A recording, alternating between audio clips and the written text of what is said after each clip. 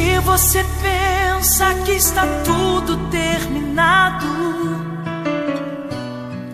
e que tudo acabou,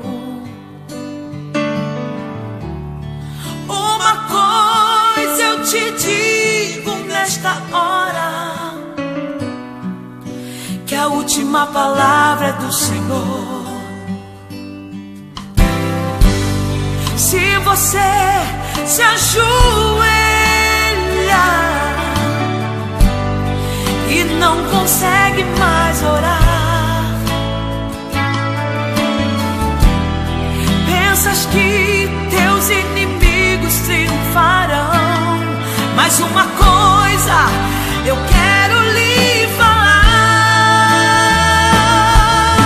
a glória da segunda casa será maior que a da primeira. A vitória está garantida, essa promessa é verdadeira. Quando Deus quer operar, ninguém pode impedir. Tome posse da sua bênção hoje aqui. A glória da segunda casa será maior que a da primeira. A vitória está garantida, essa promessa é verdadeira. Quando Deus quer operar, ninguém pode impedir. Tome posse da sua bênção hoje aqui.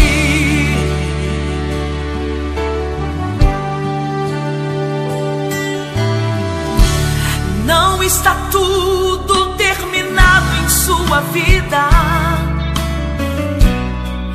O teu Deus nunca mudou.